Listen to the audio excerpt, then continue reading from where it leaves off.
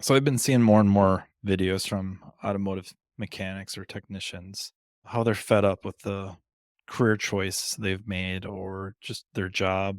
It's kind of really disheartening, painful to watch because a lot of them are right about what's the issues and they kind of hit close to home.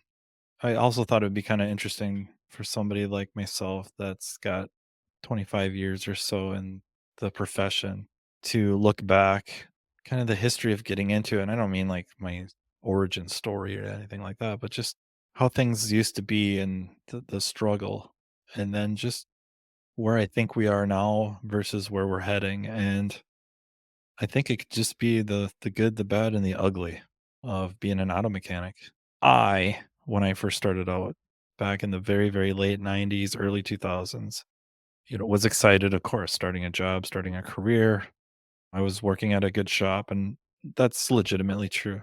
Independent shop, all makes, all models. And we did bumper to bumper repair except for collision, and we didn't do alignments, but pretty much everything else. The problem is as my friends were getting out of college or progressing in their careers and other skilled trades, they were making a lot more than I was. Local factory workers, which isn't the big on factory workers, but local factory workers were making quite a bit more than I was. So I kind of went to my boss a few times about it and kind of paying me as much as he can. Yeah, there's many times I was thinking about I should get out. I should be doing something else, go back to school or call up a plumber, call up an electrician and see if I could come on as an apprentice or how do I get into this field?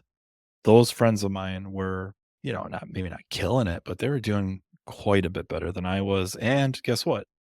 They didn't have tool trucks showing up once a week. I don't wanna say taking my money, but I'd get on there, I was buying stuff I needed. There was a level of expectation on how much tools, how many tools, how much equipment I should own versus provided by the shop, and these were things my friends did not have to deal with. Instead of buying tools and equipment, they were buying pickup trucks and boats and houses, stuff like that, and that sucked. It really sucked because I've maybe arrogantly felt like I could do their jobs. They couldn't do mine. That went on for a few years, and I got some pay bumps and felt better, but I was always chasing them guys. And it's stayed that way probably for the better part of 20 years. But then this just the lack of skilled individuals, and it isn't just auto repair, it's all skilled trades, all skilled professions are really feeling the hurt. That's kinda when things started really looking up. That's when pay was going up more and more, and there's choices out there for shops that were going to be offering similar or better pay. So, let's start out with the good. What's the good about being an auto mechanic? And I think first thing, the groupies. It's terrible trying to go to the grocery store, gas station. They see me get out of my car, they're lined up, they're trying to tear off my ASC patch. It's rough. It's rough. Okay, that's not true. It doesn't happen. But the good is every day is different. Other friends that deal with a lot of other type of work, it's the monotony of repetition over and over. They know what they're going to be doing that day, that week, that month, and it's going to be pretty much the same. And it just eats at them. It's hard. It's hard to get motivated. Whereas every day is different. I don't know what kind of car I'm going to be working on. I'm not really sure what I'm going to be doing, what it's going to take. A lot of my job, my personally, is troubleshooting, diagnostics. So it's not going to be the same problem. It's not going to be this pickup truck's coming in and doesn't do this. Oh, it's going to need this. Without even looking, I kind of know what's wrong. That's kind of cool sometimes to be able to do that, but just every day is a different challenge, different puzzle to solve. And coworkers, it's the same thing where there's just maybe not as much troubleshooting, but every day is different. Have to do this, brakes on this vehicle, exhaust on this vehicle, timing chains on this vehicle, and it goes on and on. So, variety and spontaneity is not like most other professions. That's really cool. Another really good thing is the demand. If you decide to quit the shop you're working at for whatever reason, you'll be out of a job for 5 minutes. Terrific amount of demand. for talent, for skilled individuals to come in and produce. And I don't mean that like you're just a number. Some places you are, obviously, but not every place, not by any means. Part of the good of being in demand is because lack of skilled technicians, lack of skilled individuals to take these jobs. The profession also has a severe lack of really good places to work. That's a problem. But back to the good. The pay is going up. The compensation packages are going up. We're catching up.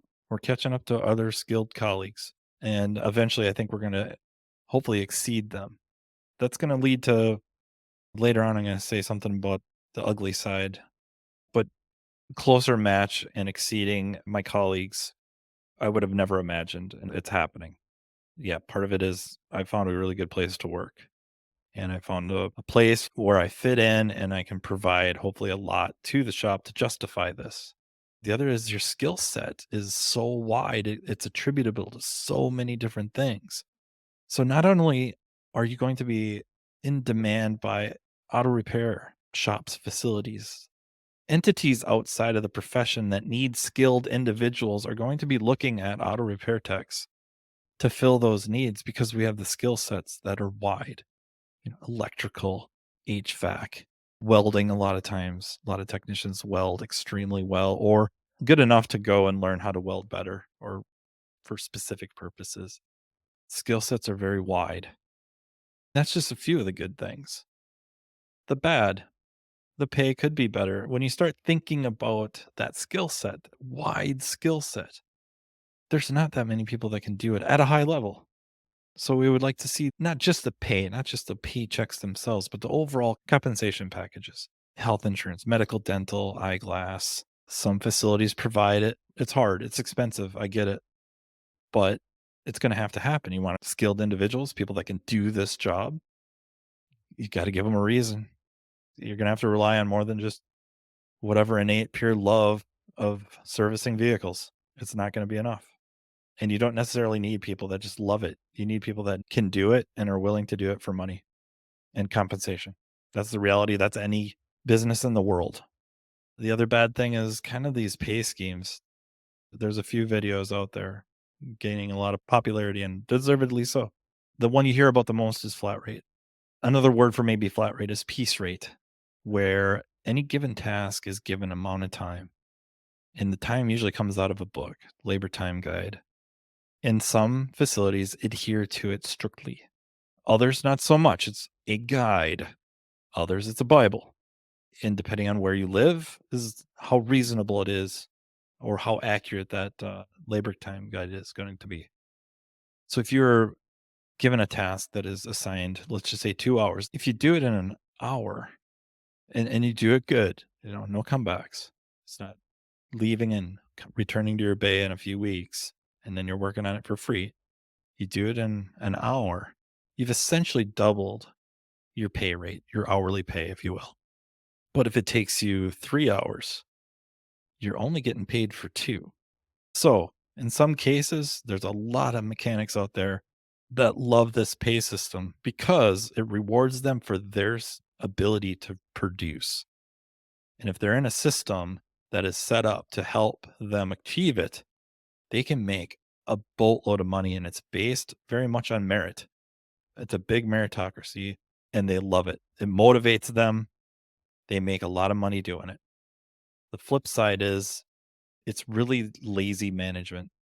It's really hard to get away from that. It's easy for management to say, for every hour you produce that we bill, I'm going to pay you this much. So they don't feel like they have to be out there motivating you. You're going to be motivated to get your paycheck as high as you can because it's really in your hands, barring any obstacles they have in their systems and processes that slow you down or prevent you from billing more and more time. The other thing is they very easily set the amount of profit they need to make or want to make off of labor. That percentage, that ratio can never change. I'm going to pay you this much per every hour you produce. And their ratio is wherever they set it. It's kind of a lazy way of doing it. And I don't want to make it out to be 100% evil because there's a lot of really good shops that pay that way, their technicians are happy with it because everything is set up in that facility to help that technician bill more hours, produce more hours, make them more efficient, more productive. But that's not all of the shops, and it may not even be most of them. So you've got to be careful. It's a bad black eye on our profession. And I don't know a whole lot of other skilled trades that operate the same way. Maybe they do. None of them I know of, at least off the cuff. Another bad thing, the image. You know, the joke about the groupies, most people assume we're dishonest. That's our image. We're dishonest. We're not all that bright. We're the kids that struggled in school. We're the kids that had to go to shop class because we couldn't hack it in math class or reading class. And to do this job well, you better be able to read and comprehend. It's a necessity. I've been to parties. I've been out with friends and met people. They're just shooting the breeze about whatever, getting along, and then, the conversation turns like, "So, you got family? What do you do for a living?" "Fix cars." "Oh, yeah, I mean, you seem kinda bright. Um, you struggle in school or something, or did something happen? You didn't get to go to college?" "That's awesome." It's like, I'm okay until you ask me what I do for a living, and then now I've dropped a few rungs. It's a horrific image we have. We're not trusted very well. We're right there with lawyers. People do not trust us for not the compensation a lawyer gets. And partially we've earned it. A lot of incompetence, a lot of bad press. And that leads to another kind of bad thing is there's really no regulation. And I'm not campaigning for regulation. I'm just saying there isn't any. There's no regulation from high up, government level. And really, the profession itself doesn't regulate itself. We don't regulate education. We don't say these programs have to meet certain criteria. We don't regulate really who can say they're a professional auto mechanic. You want to be a professional auto mechanic? Get a job at a shop or hang a sign out front of your house and your garage. You're a professional auto mechanic. Congratulations. Hit Harbor Freight, buy some tools, hang a shingle. Welcome to the club. There's no other licenses, in a couple states and counties there are, but for the most part, there's nothing. Because of that, the competency level can't be really guaranteed, even to a minimum level, whatever that may be. We can't, we don't, because the profession itself doesn't self regulate. We don't demand of ourselves certain levels of training or credentialing. We have an entity that will credential us, Automotive Service Excellence, ASE, the ASE patch with the little blue gear on it. That's 100% voluntary. It is not a nationwide thing. Nobody forces anyone to do it, and we don't even force ourselves. It's really bad. It's bad enough that leads to ugly. The ugly part is I would like to see our compensation packages start approaching the level of our other skilled trade colleagues. But we have a hurdle that I'm not sure how we overcome, and that is the value of what we are servicing. Many vehicles are not worth more than a few $1,000s. Maybe it's 5,000, maybe it's 10,000, maybe it's 30,000. Yes, in some cases, sometimes we're working on a vehicle that's a $100,000 vehicle. But for the most part, most of us are working on that more median area. And people don't want to spend money maintaining or fixing their vehicle. It's not like they're, walking into a store to buy something that they really want, television, some new appliance, something for the man cave, something for the woman cave. They leave feeling like they've spent their money and got something of value, but that does not really happen when they're spending money to fix their cars. That is money they don't want to spend. And vehicles keep depreciating. Other than a very, very select few, most of them depreciate a lot. So if you compare us to our other skilled tradesmen, electricians, plumbers, they're working on buildings, they're working on houses. They're worth hundreds of thousands of dollars and they go up in value or at least maintain value for the most part.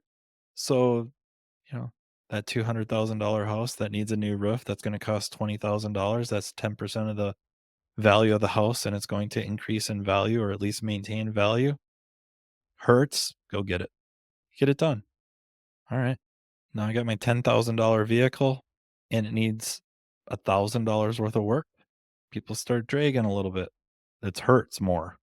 And they definitely don't want to put out that kind of money. I mean, I think just in general, the United States, most people don't have $500 for an emergency, and most people aren't putting money aside for auto repair or maintenance. It's usually like, operating on very, very thin margins in the checking account and savings account. And then, oh crap, my car is 7,000 miles over for an oil change. I have to scrap together however much money. That I think it's an ugly truth. I'm not really sure how we overcome that. Unfortunately, we have more in common with appliance repairmen than we do electricians and plumbers, HVAC technicians, welders. Appliances are very sophisticated. The prices are dropping on them. The price to repair them is going up, up, up. And now your dryer breaks, clothes dryer breaks. Serviceman shows up, checks it out. You can replace it for maybe not less than the repair, but the repair is going to be well over 50, 60% of the value of this unit. You can just run to the store and grab a new one. I don't know if cars will be quite to that level, but we're a little too closely related to that. The sophistication of the automobile versus its actual value versus the skill set required to have individuals be able to diagnose, troubleshoot issues, and then do the repair work, which might be two different people, two different specialties. That's a huge challenge. I don't know how we get by it. All we can do is try to start respecting ourselves. And I'm not talking about being pompous, just respect each other. Quit running each other down. Shop A, stop running down shop B. If we start respecting ourselves, I think it starts to radiate out into the motoring public and maybe they'll start respecting us a little more. And we got to give them a reason. We got to do the job right. We have to be honest, which I think vast majority are. And we have to get it done. We have to get the job done the right way. We have to increase our competency, give them a reason to respect us. And then I think this is a terrific, terrific profession to get into. It requires a lot and it's changing. Our other skilled professions, you know, minimum codes change. Might be some new techniques here and there, but nothing like auto repair. Nothing. Things are changing all the time. Different technologies even or technology older technologies used in different ways. That's something they don't really deal with. We deal with it daily basis. And the type of individual that can take on those challenges and keep increasing their knowledge levels and their ability levels that commands a certain type of compensation and to a degree respect. Yeah, I would like to see more of that and less people talking about how they're out. I don't blame them. They've been mistreated. They've figured out that they're smart enough and skilled enough to do this job as a career. They're smart enough. They can do it really well, but they're stupid enough to do it for a career. That's a painful lesson. Painful. And I hope those listening or watching can see some of this. And especially if you're in a position at shops and repair facilities to make changes, even if we're just us technicians getting together with our managers and management and bosses and say, what can we do? And if they're not willing to do anything, there are really good shops out there and they're crying for you. They're crying for you. Get out there and look because we need you. That's the honest truth. We need you for us to keep on the path of improvement. We need you. So thank you very much for listening.